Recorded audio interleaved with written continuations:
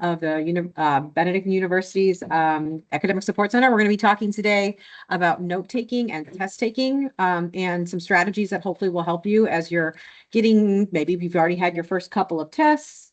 Maybe you'll have had, maybe you're starting to feel what are we in week 3? Week 3, yes. So week 3 of the semester, we're starting to get a little more intense. And so maybe starting to feel some of those overwhelming strategies.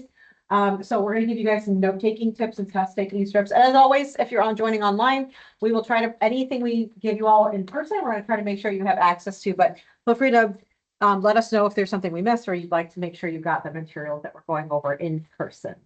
My name is Joy Madison. I'm the University Librarian and Academic Support Center Director here. And today we have the wonderful privilege of having 2 presenters here. Dr. Larson typically is here doing that, but she's not available today. So we have Dr. Susan Roach, our literacy learning specialist. We'll be going over note-taking tips. And then Mrs. Miriam Flatham, our math learning specialist, will go over test-taking strategies, which are 2 different skill sets that we're going to be going over today. So Dr. Roach, are you ready? I am. All right. Okay. I'll have a seat. 2 distinct skill sets, but very closely tied together. Yes. Okay, so before we even talk about taking notes, just a reminder, obviously you shouldn't study the same way for all your tests. It depends upon the discipline, of course. And the reality is academic disciplines, so we're talking about the humanities or the sciences or the social sciences, they value different kinds of knowledge and they value different kinds of evidence, right? So what you're taking from individual classes is going to reflect the values of that discipline, that academic discipline. They assess knowledge differently. As you well know, that oftentimes in your math classes, you're going to do those problems. In your lit classes, you're going to be writing essay exams probably. You know, I'm a writing teacher, and sometimes you think, oh, I wish I could make it multiple choice, but you can't, right? So because different disciplines, different values, different ways of assessing knowledge, and we communicate differently in the different disciplines. We use different vocabularies. We have different kinds of styles of writing. So it's not a one size fits all. So as you are studying, as you're going through your material for, to learn more about what it is you're studying, think about the discipline, think about those values, all right? And I also want to remind, and maybe this is really obvious to you, but for some people, especially when students come from high school to college, they're sort of in a remembering mode. They think it's really, really important that they remember stuff. What are the facts? What are the dates? Where did it take place? Whatever. But when you get to the university, it's more than just remembering. It's not just memorizing information, but you have to do something with that information. You may have to compare and contrast. Things like that, okay? So think about not only what is being said, but what are the implications? Why does this happen? Is this good? Is this bad? So this is Bloom's taxonomy. You may have seen it. Those of you in education may have seen it. Maybe you've seen it anyway. But it's the Bloom's revised taxonomy. And it's, we throw those terms critical thinking around a lot. But what does it really mean? This is an illustration of what those critical thinking skills are. It's more than just remembering. It's understanding. It's analyzing. It's creating new things, applying and such. Okay. Next slide, please. Okay, so I passed out to you, and there also is a link in the chat box. It's a evaluate your note-taking skills. I think one of the things before we try to make changes or improve upon things, it's good for us to take stock of where we are. What do we do now? How's it working? That kind of stuff. So I gave you a sheet. Just, you can do it. I'll probably talk over you. But what it's asking you to do is think about what are those practices that you're doing right now with your note taking. And, one of my favorite questions on this sheet is, I think it's about the 3rd or 4th down, where it says, I attend lectures with a positive attitude about learning as much as possible. I mean, do you really do that? No. And I think all of us would realize that, yeah, if we went in with that attitude, we probably would get more out of it. So there are a lot of things that maybe are common sense, but I'm not sure that we're thinking about them or practicing them when we put ourselves in that position to take tests. Okay. And for those online, I'm going to add you guys now to the worksheet. So evaluating note-taking. What it does is it shows you what you do. It shows you to some extent your strengths. And it probably illustrates your values as well. And it's good to know that because because you can't move forward unless you know where you are. I mean, you might get like, okay. Okay, so I'll let you go through that. And as I said, I'll talk over you so for the sake of keeping us moving along. So we can go to the next slide. Okay. I'd like to think I don't need to justify why we do this, but in case there's any question, and I know there are plenty of people in my classes that don't take notes because they must feel it's not that important. But why do we take notes? We take notes because it helps you concentrate in class or when you're reading the material. Let's face it, it's so easy to get distracted, right? If you are taking notes, it forces you to think about, to listen and to think about what your professor is saying. If you're reading your textbook, it forces you to think about what you're reading and not just looking at words, but making it your own, internalizing it. If you take notes carefully in class, the note should provide insight into what your instructor finds important, right? If you're paying attention to what's on the board, what that person is repeating, things like that, if those are indicators that this is important stuff, I better know this. The third point, notes provide a starting point for studying. I'm not really sure with those people who take no notes, what they do to study. I mean, I just don't know what they have. I mean, they've got the textbook or whatever, but notes are really, really valuable in terms of helping you figure out what you need to know and to remind yourself what you need to know. And as it says, reviewing notes helps you remember what you heard and read. You are accountable, different ways, different disciplines, but all of you are assessed in your classes in some way. So by reviewing those notes, it does help you remember, keep on the forefront what is important. Okay. All right. And I want to say too that notes can take many forms. These are just some illustrations of what notes could look like. I think sometimes people feel it's just those, those sentences and stuff in a notebook. It doesn't have to be that. And it's also important to remember that note taking is a process, which means a series of steps that takes place before, during, and after class. If you only take notes in class, you are selling yourself short. You are not giving yourself the opportunity to learn as much as you can. So if we go to the next slide, this is in here, the study cycle. All right, it's not really note taking, but what it does is kind of illustrates where that note taking takes place. So if you look at the beginning, you preview. So maybe that means you look over your textbook and you jot a couple notes so you remember, or you highlight, you annotate in your text what's important. Maybe you go over the last class's notes and say, well, what were we talking about? If you don't have that foundation, if you don't have that, they call it like schema, but if you don't have that foundation, it's hard to move forward. It's like being in those conversations where people are talking about other people you don't know. It's hard to get engaged because you don't know the whens or the whos or whatever. You're disconnected. But if you can get that background information, it's easier to move forward. So in terms of notes, you use your notes in your last class. You take notes as you're scanning over your material. You scan over, maybe it's notes you took when you read your book. So you need notes to preview. When you attend class, of course, you take notes when you're in class. When class is over, if not immediately, but shortly after, you review those notes. Look at what you actually wrote, right? What is here? What is missing? What seems most important? Look at it again. Then they have the study steps, all right? Which again, you're using your notes in different ways. Maybe you're making new notes. Maybe you're just reviewing. You're doing different things, but notes take place there. And then the last step is with testing yourself. But again, notes are really important to that whole study cycle. They are an important part. Okay. So before class, what do you do? Right, this is a question, it's a rhetorical one, but I would ask, please think about this for yourself. Before class, what do you do?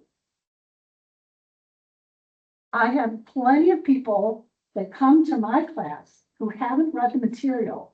I start talking about the material and they're kind of lost because they don't have that foundation. If they had read, they had heard the terms, because the terms are defined as such. Sure, we're going to go over in class, but if you've got that stronger foundation, you're in a much better place to take information in more quickly, more efficiently. So before class, read or at least survey the reading material that was assigned. And as you do that, annotate.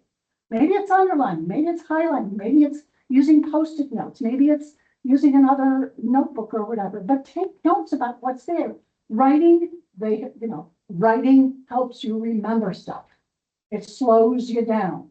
It forces you to focus.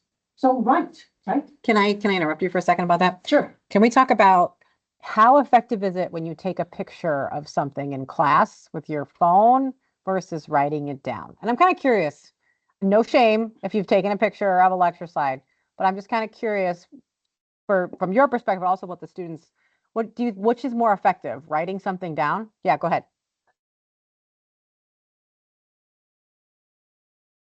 Uh-huh. Exactly. That's very right. Because, right, Dr. Roach, what are we talking about with memory? Important. Yes. And the thing is, we're taking a picture, you're a passive observer.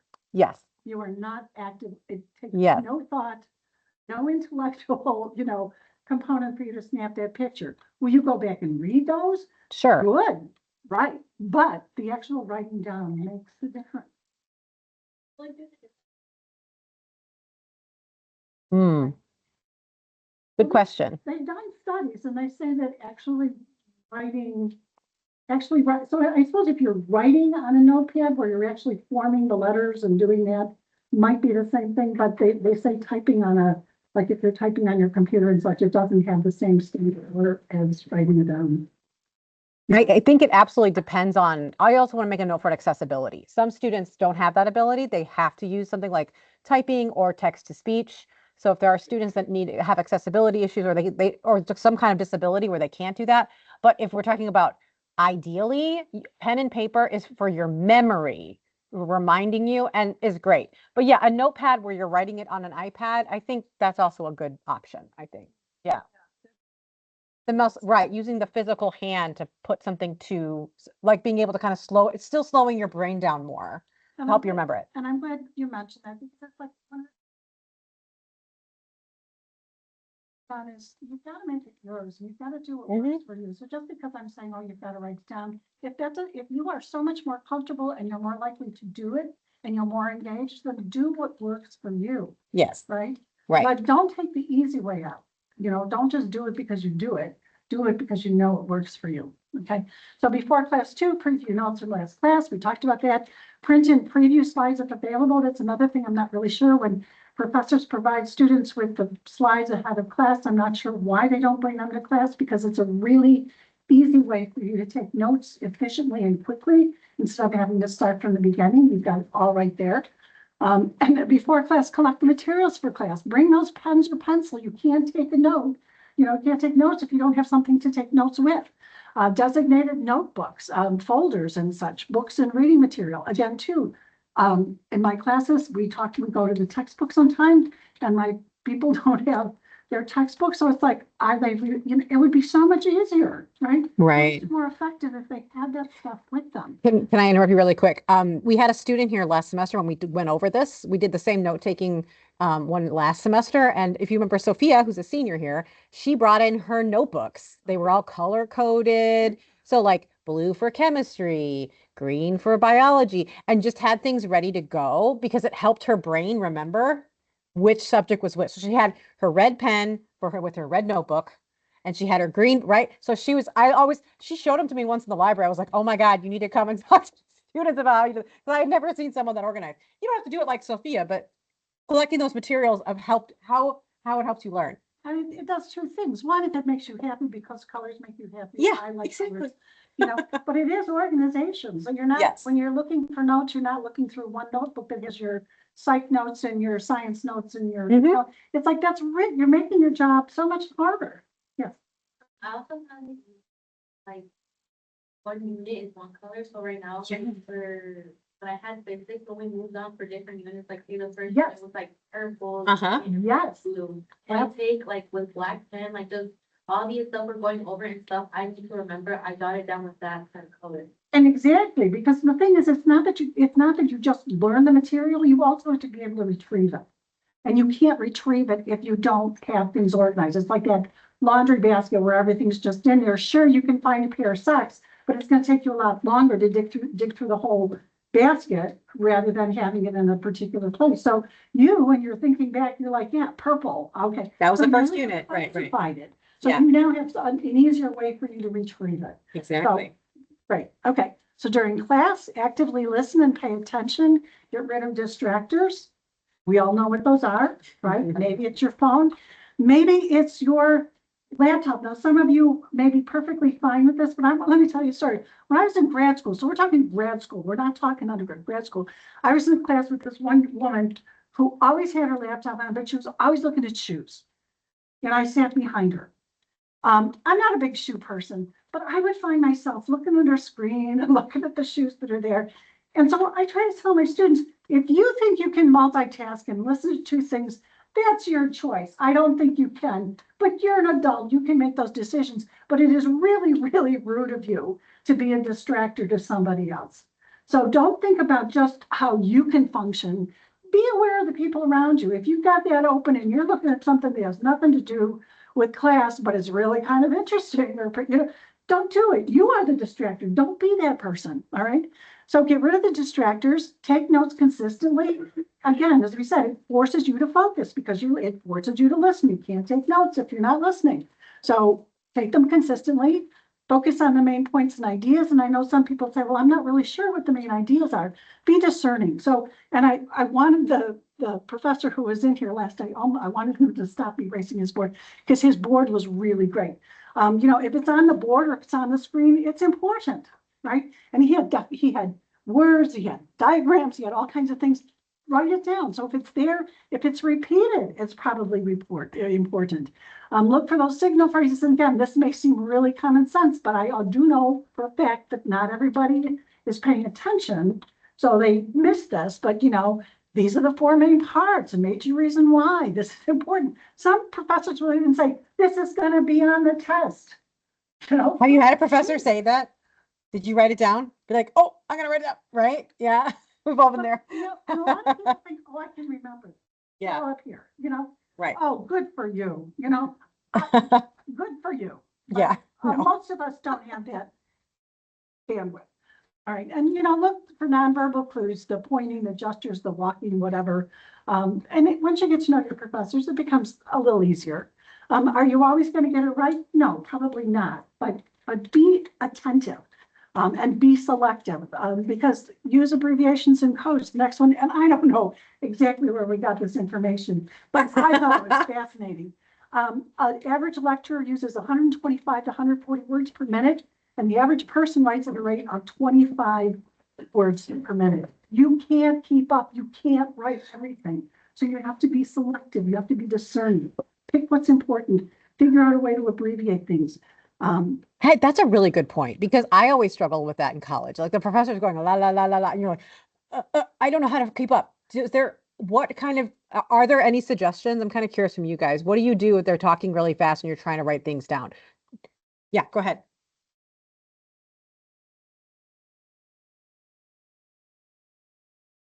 Yeah. Absolutely. That also tells you the professor that you're listening, right? Like, hey, I really want to get that. I know that's important. Anyone else?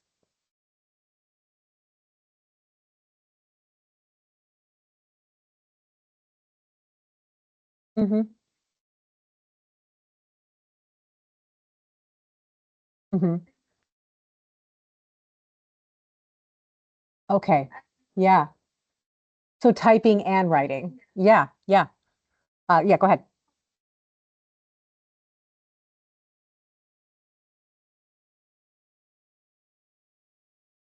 There you go. Right. Yes. Absolutely. Yeah.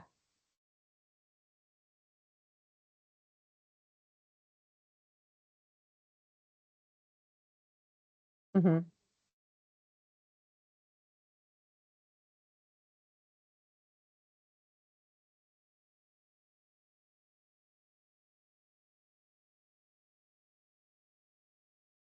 I like that. So you built that. You're familiar with the terms, the concepts. You may not understand them fully, but they're not foreign. And, and we've all, again, been in those situations where they say something and we're not even sure what they're saying because we Right. don't have that background. But yeah, absolutely. Look at your stuff before you get in there. For those online, they also mentioned, so in case you couldn't hear in the back online, I like what you said about buzzwords, like thinking about those keywords that come up. So go ahead. Yeah. And don't just write. Some people get so busy just writing, trying to write everything down. Think about what's being said because the words themselves are not as important as the concepts, those fuller ideas. So when you're taking those notes, make sure you're not just being a robot, but you're thinking about the information. Yes.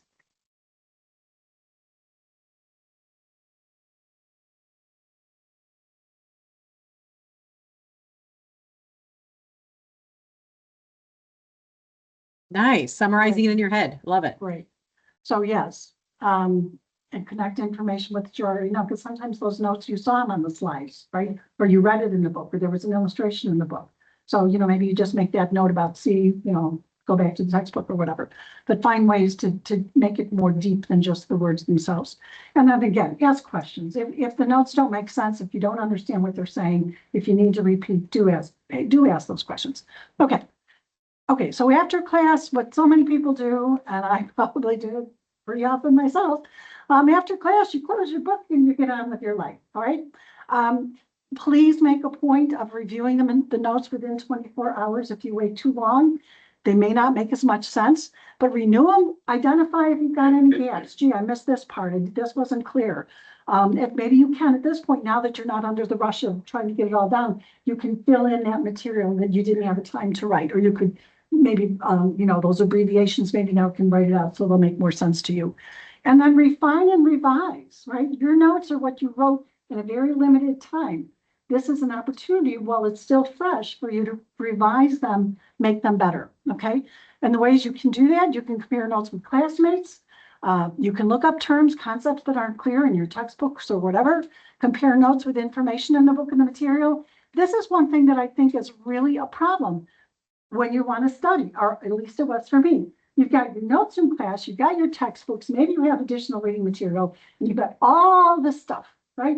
And it's like, how do you make this all fit together, right? You need to go back and revise your notes so that it's all together. So you're not looking here and here and here and here. Again, retrieval. You've got to be able to retrieve this information, and the more organized you make it, the better you will be in that testing situation. Ask your professor for clarification, right? Use peer tutors, the learning specialists are there. Certainly check online, but be cautious with that because sometimes things happen in class or are said in class that are not reflected the same way online. And I know I've had plenty of people just because they come in for tutoring or whatever, they say, oh, but in my experience, I did this, this, and this. It's like, this wasn't a test on your experience. This was a test on what you learned in class.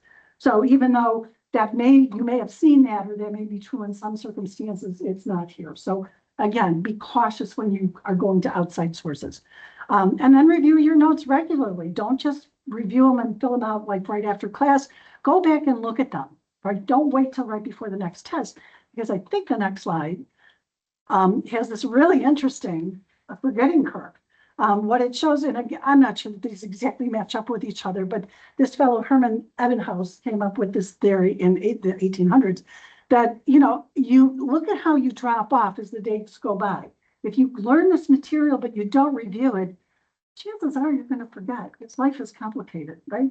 And especially if this isn't a big priority for you, because you've got other things, you're going to forget. But they show with review, if you review it the next day, and it, after 3 days and such, you can see that people retain a greater percentage of information just by reviewing it.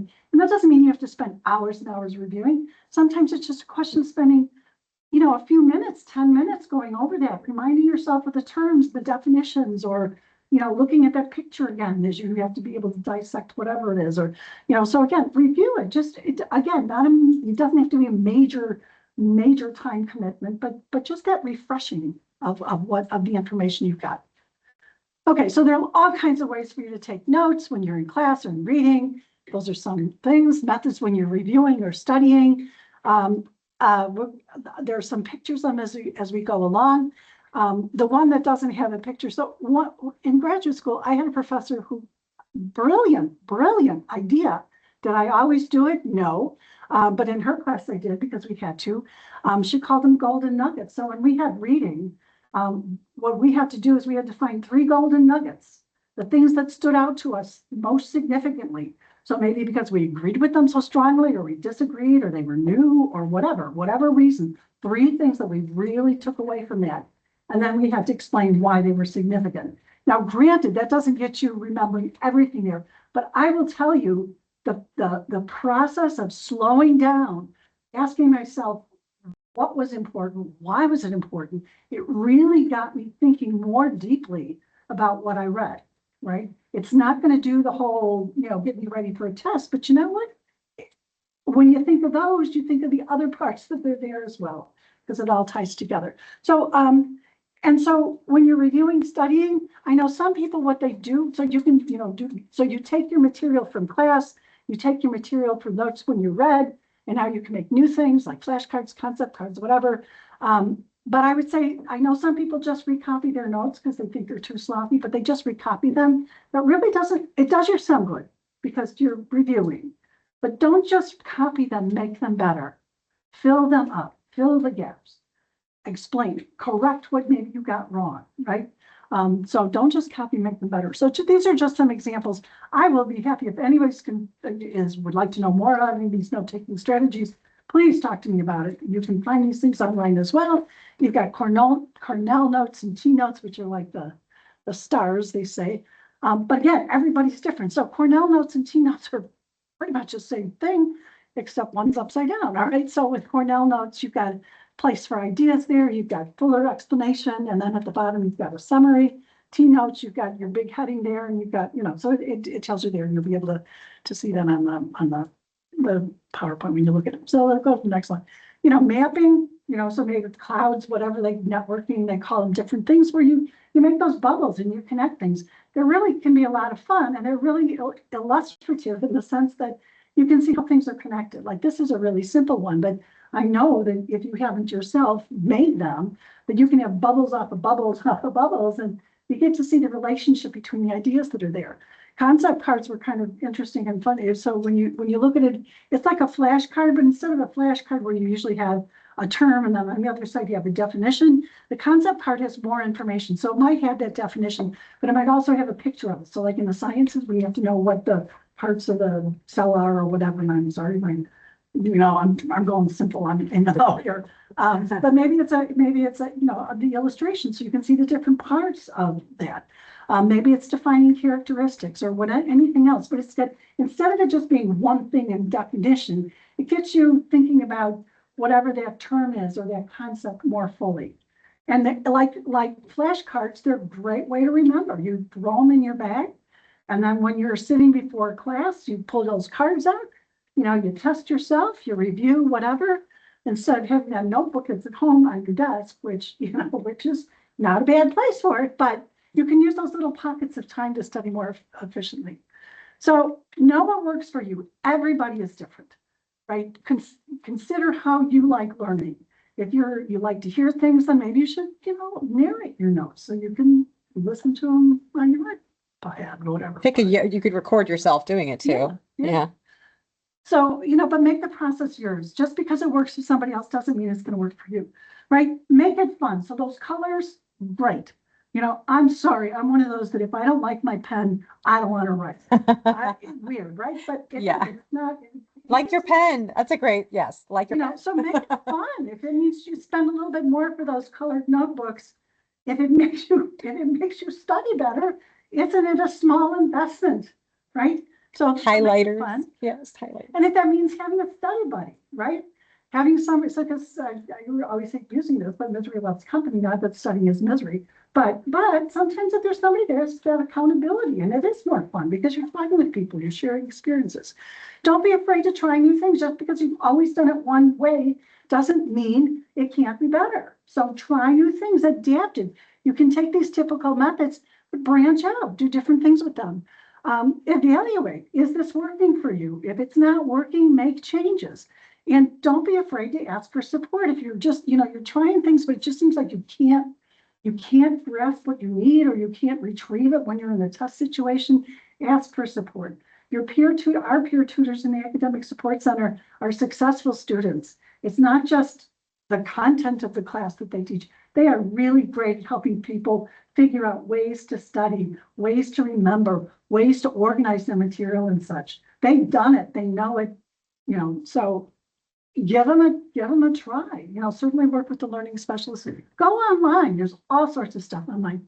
All right, so that's. I'm sorry, I'm keeping an eye on the time. I only want to give 20 minutes for Marion. Okay, thank you, Dr. Roach. That was great. All right, Mrs. Fly's going to talk a little bit about test prep. This goes hand in hand with note taking. So, all All right. right.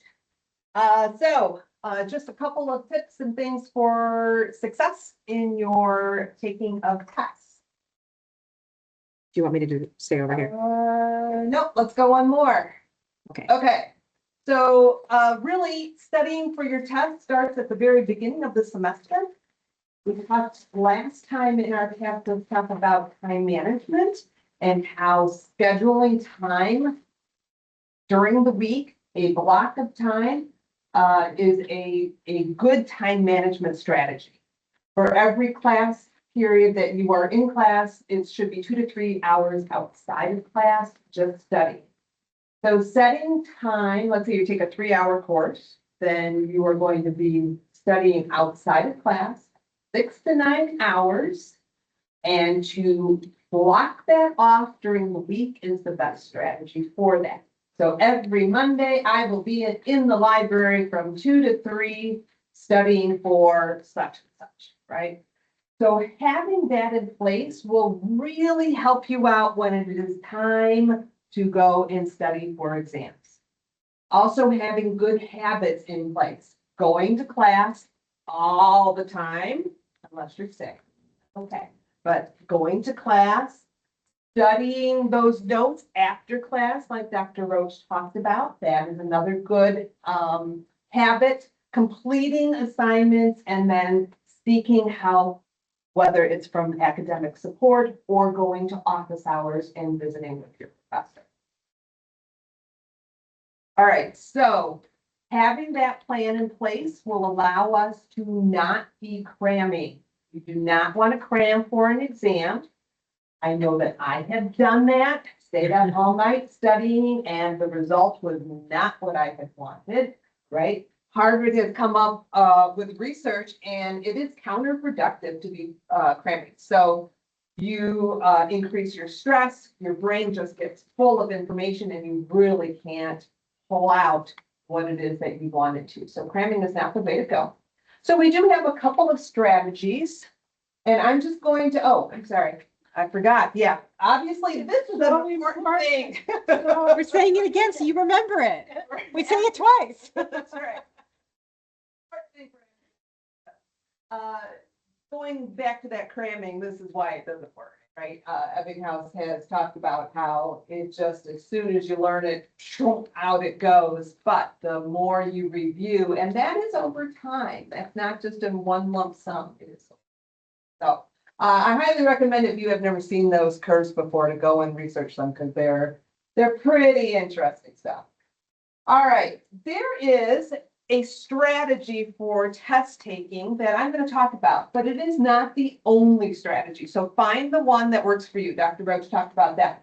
I'm the same thing. Find the one that works for you. But the one that worked for me and the one that I find works for students a lot is Wong's 5-day plan. And I gave everybody a sheet here. So when you have a test coming up, I look at my blocked out time and I work backwards 5 days, and that's when I start prepping for that exam. What I do is I look at the material that the exam is over, and I chunk that up into 4 different sections. The first section will be done on the first day. And that's what I have on our sheet there, that the first section is done on the first day. And maybe you spend that whole entire block of time working on that first chunk of material. If you've got some homework, okay, then maybe you can't do the whole chunk of time that you have set out, but you've got a good chunk of time. The second day, you are now going on to the second chunk of material that you had decided on, and you are spending a good amount of time putting that, getting ready for that. But then the last maybe 15, 20 minutes, you are reviewing what you learned or reviewed yesterday. Now we go on to our third day, and I am on my third chunk of material. I am spending my time, I've already got it blocked out, I am spending my time reviewing that chunk of material. But then I spend about the last half hour of my time going back. What did I review on day 2? What did I review on day 1? Because it is that active and recalling that really builds your memory. Now, when I say, okay, I've got this chunk of material and I'm preparing, how do I do that? Well, there are some strategies here for preparing. You can make an outline. You can do a flashcards. You can pick out practice problems if you are in math. You can make charts. So I've got a list here of things that I use to prepare. And then when I go to review, I use those things that I just prepared to help me review. So I've made the flashcards. In the review, I am going through the flashcards. So I've got the material there. I pulled out a whole bunch of problems. I spent that prep time pulling out problems from my notes or pulling out problems from the internet. And then through the review process, I will do those problems. So as we relearn the material, and it shouldn't be too bad of relearning, because as you were studying your notes all along, it's there. It just needs to come from maybe a short term to our long term. That's what we want to have. All right, so this is again just one strategy of studying for an exam, but there are multiple out there. Find the one that works best for you. The cramming one, that will not work for you. I'm just going to tell you right now. Okay. One day ahead of time? No, we need some more. You get to final exams. I suggest for a test 5 days. All right. That's the one that works for me. You get to final exams 3 weeks ahead of time. It is a lot of material, so it's got to be longer that you are working through it. But we're still going to come up with a plan. It's just going to be a 3-week long plan. All right. When you are studying, I highly recommend, again, to stick to those blocks, but take some breaks. Don't do it all in one shot. It's difficult, right? So kind of break it up a little bit. Look to see when is your best time. So maybe you have study time in the morning set aside and you have study time at the very, very night. If you are a morning person, you'll probably want to do the majority of your studying in the morning, right? And then reserve that evening time for maybe finishing up that homework or I don't know, writing a very short essay, whatever it might be. When you're most active is when you should be studying your best.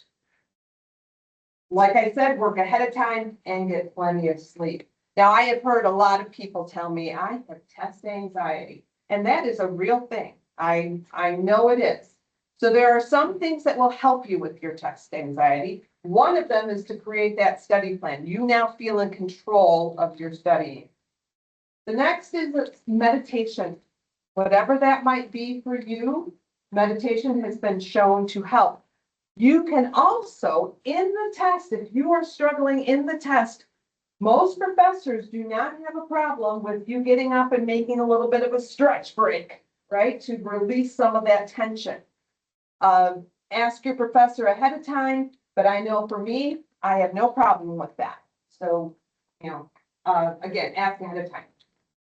Think about positive things. As you are working through your exam or you're studying for it, no, let's think positively. I can do this. I've worked this material. I've seen it. I can do this. So replace those negative thoughts and recognize immediately when you start having those negative thoughts and replace them with positive ones. And I will tell you, not everybody succeeds. I don't succeed in everything I do. I try, but it just doesn't work.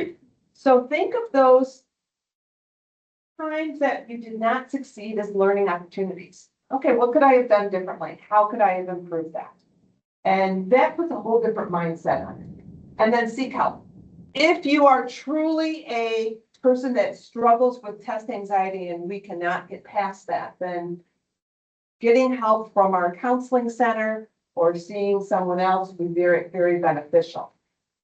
I want to say that when a student comes to me and says, I have test anxiety, we talk, and a lot of your professors will talk. And not all the time, but a lot of the time, I really figure that it's that they didn't quite know the material as well as they thought they did. And that's where the anxiety came from. So as you are working through this, and if you're struggling, ask yourself, okay, did I give myself enough time? Did I do everything I could have? That would really help out, just that whole mindset as you work. Can I mention one more thing too? So when we talk about just anxiety in general, like if you start to see your body, like you're getting heart, anything physical that was going on. Sometimes people have told me like my heart rate picks up, I'm going into the class and I'm freaking out. And like there are some good tests here, but if this is a common issue, like Mrs. Flatham said, you might want to think about talking to a therapist, talking to our counseling center. There are other areas that, especially if this has been a pattern for some students, I've seen it, there is a lot of help that people have come across on the other side of it. If there's physical sensations that you're experiencing, like panic attacks, any of that, that is serious. And we want to be able to make sure you get the help you need.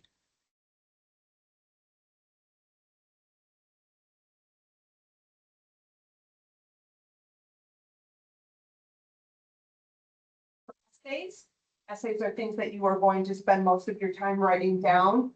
When you are trying to prepare for those, if you have a heads up, write down the main topic and learn as much as you can about that. And then practice writing an essay.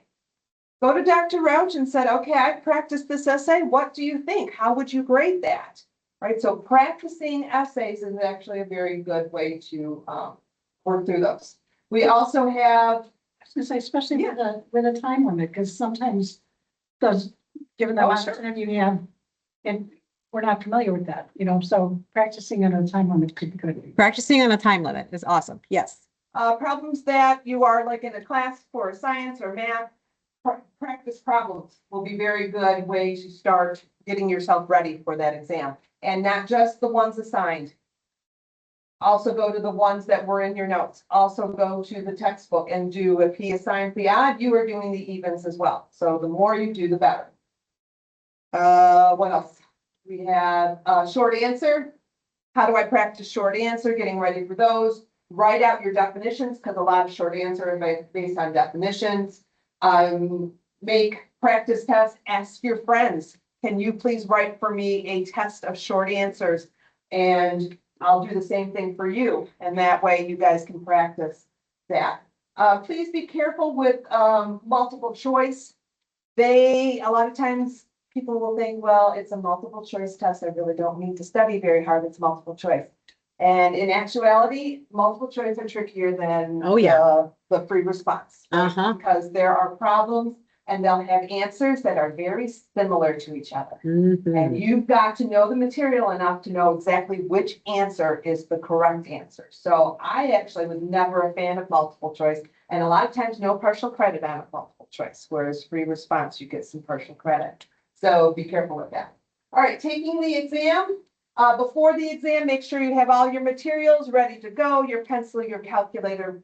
Blows my mind when students come to class without their material. So make sure that's all ready to go. If you've got a cold or something that is not too bad and you have some sniffles, bring some cough drops and some tissue. Also make sure that you get a very good night's sleep and you eat well. Arrive early just to give yourself a chance to decompress a little bit and to know where the clock is, because you will want to manage your time. All right, so again, notice where the clock was. I will mention again, though, you need to take care of your body, right? If your body is not good, it cannot spit out the information that the professor is wanting. So that is a huge thing. All right, during the test comes to you, listen to the instructions. I know that you'll sit there and you'll want to do the exam right away, but you can't. If the professor is talking, please listen. Also, another good tip is a brain dump. So as soon as the test comes, if there were formulas that you were supposed to memorize and you have them in your brain, you write them down immediately. Do not wait until you have to use that formula. Write it down and then you can go back to it. Read through the entire test first before you go and start it. And then once you do start it, start with the multiple choice. Do the ones you know, circle the ones you don't, and come back to them later. So build your confidence because you know this material. And maybe as you're working through some of those things, a question that you didn't know, something got triggered. And you do now know it, and you can go back. Pace yourself though. Do not spend all your time on one question. Make sure that you know, okay, I've got 40 minutes and I've got 40 questions. I got to spend about a minute a question. Start spending 10 minutes on a question and things are not going to be happy for you. So pace yourself. Make sure you do go back to the ones you don't know though. Okay, so if you've got an essay question, read it carefully. Make sure that you focus on the question. Look at that verb that it's asking for, highlight, reread, and maybe check your spelling. If you've got, I'm whipping through these. Oh, yeah, of course. Okay. If you've got short answer, again, read your question carefully. Short answer, don't get long. It's a short answer. Don't fill in things that are not answering the question. The professor doesn't care. And what he's going to think is, he or she, oh, they're filling up space with stuff I didn't ask because they really don't know what the question is. Oh, yeah, asking, that's right? definitely what it is. So be succinct and don't fill in extra material.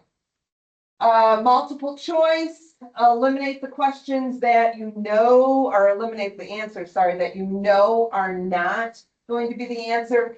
Please, with multiple choice, read the entire thing. Don't just, oh, it's that answer right there and circle it. Maybe it wasn't. Maybe it was the one below it. So read all of them before you go and circle. And then for true and false, just kind of a general rule. When you see never or always in a true and false, it's usually a false. And then often and usually they're kind of true because they're a little bit more forgiving. Open book, if you're allowed one, highlight it. Make sure you've got all your sticky notes in there so that you can easily find things. I hate open note tests because they're a lot harder than a non-open book test. So make sure you've got everything organized so that you can quickly get to it because you don't have a lot of time. And then afterwards, make sure you go out and celebrate. You did a good job, right? You spent 5 days organizing and studying. That was a lot. So go get some ice cream or hot chocolate or something like that. Oh, my God. Do we have time to watch this? No, I don't have time. She's very, He's very cute. Okay. she is so cute, but she's like, she just keeps saying, don't give up, don't give up. Oh, she's great. So yeah, we'll post that. And then finals, just very briefly, please start very early, 3 weeks ahead of time. And it really is the same type of thing that you've had before. If you give yourself enough time, then when you go to organize your materials, there will things you don't remember and you can get questions answered. But if you try to do that 2 weeks before the final or 2 days before the final, people aren't going to be around to answer your questions. So start way ahead. Yeah, find out who's here and not here during finals week, because it might be too late. You're right. Yeah.